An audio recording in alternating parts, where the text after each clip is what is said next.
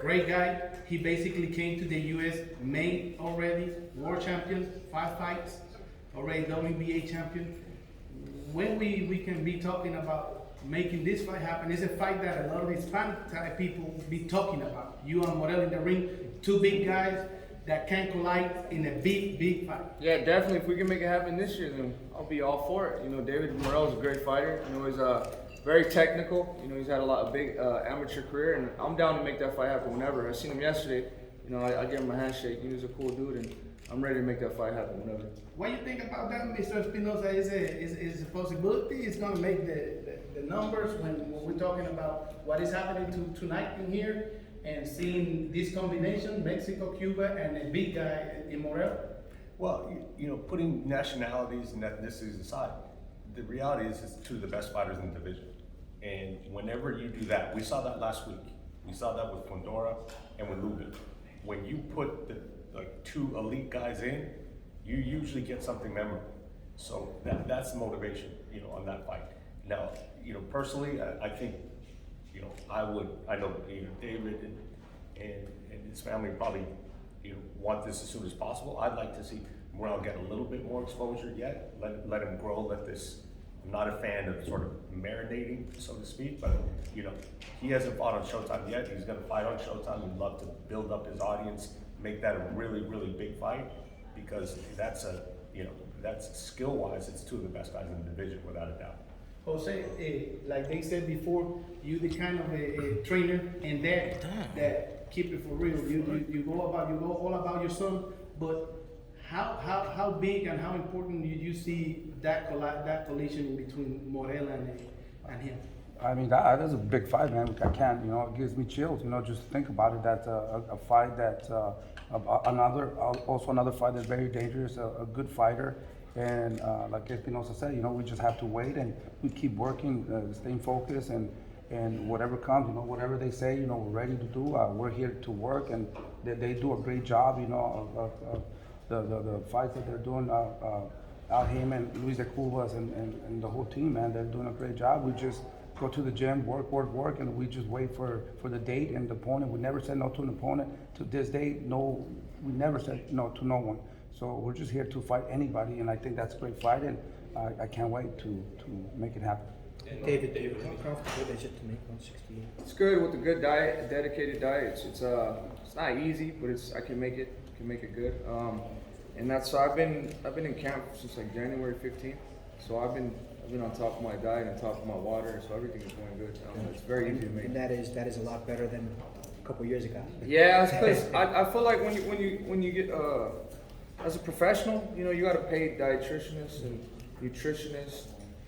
All this stuff costs a lot of money. That's why a lot of people don't know how to cut weight sometimes, because you got to pay, you got to see the formula and see how it comes out, and it sometimes doesn't come out cheap. You know, a lot of these nutritionists, they don't want to show you everything for free, so you got to be with them for like 1 or 2 years and then see how everything goes, and then you just follow the steps down like that. You know, it's very easy. It's in the morning, everything has to be at the same. You got to get breakfast, you know, 2-3 eggs, maybe a tomato, for lunch, chicken breast, tomato. At night, salmon, tomato, but then the thing that's very important too is the 2 gallons of water. And the way you're cutting weight now, how much of it is it making you a better fighter? It's making me a better fighter because every time I train now, you know, when you cut weight, you get a little bit dehydrated, and now I'm not dehydrated at all. I can push through all my workouts with a lot of energy and a lot of intensity too. So that's what helps me a lot. I put 110% in every workout. So this is we're going to see a lot better version of you. Yeah, definitely. And David, Shakur Stevenson, I'll quote him. He said, "David Benavidez is a bad motherfucker, and that he thinks you're the toughest fight out there for Canelo." What do you think of his fight with Oscar Valdez? What do you have to say about you? First of all, you know, I just feel very honored, you know, from getting a compliment like that from an Olympian, a silver medalist. You know, he's a great fighter. I feel like he's going to be unified champion in multiple divisions one day. So I feel very motivated by just hearing him say that, and I feel the same way about him. I mean, he's a great fighter. He's probably one of the best 130-pounders, you know, in the world today. And I feel like he's going to go in there and he's going to beat Valdez no problem. I think it's going to be very difficult for Valdez to even catch him, or, you know, to catch Stevenson's counters. You know, and Stevenson, he's a bad motherfucker as well. So you know, I'm very happy to hear that from him. And Last one, guys. And with Joe Smith and Better, do you have any thoughts on that? And would your speed be too much for either one of them, regardless? That's a great fight. That's one of the fights I'm most excited about this year. You know, just to watch as a fan. I feel like, to be honest, I feel the experience is on Joe Smith's side because he's fought Bernard Hopkins, he's fought Demetrius Bivol, he's fought what's his name, Sullivan Barrera. You know, he's fought a lot of good guys, and then he hits hard too. So, you know, I feel like they're both motivated. I mean, it's just a different level. You know, they're very motivated to become unified 175 champion too. But you know, just the way I was seeing Berteby fight when he fought that one dude, Marcus Brown. You know, Alexander Bosnick, and I've sparred Alexander Bosnick too, and I've heard him. So I mean, just seeing that he had a success with Berteby makes me think, what if I go up there? Now I'm sure I could touch, you know, Berteby for Joe Smith. You know, because I have the speed and I have the power, and I think going up to 175, I'll be even faster and even stronger. And then obviously he's been dropped before, so has that kind of like put an idea like, oh, if Callum Johnson dropped him, like I could definitely drop him or hurt him? Yeah, definitely. I feel like I could hurt anybody I put my hands on, you know, anybody. But like with knockdowns like that, I don't think, oh yeah, he has a weak chin, this and that, because this is a flash knockdown, to be honest with you. That wasn't his first knockdown, though. That wasn't his first? No, he got dropped earlier in his career. I can't. Okay, well then maybe he has a, you know, I mean, if I catch anybody with the right shot, I could drop anybody.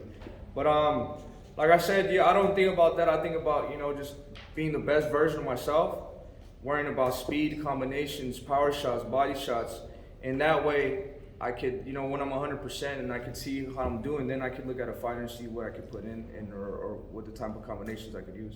Thanks, David. Thanks, guys. Thank you, David. Thank you, guys. Thank you, Jose. Well done. Steven, you have a few minutes?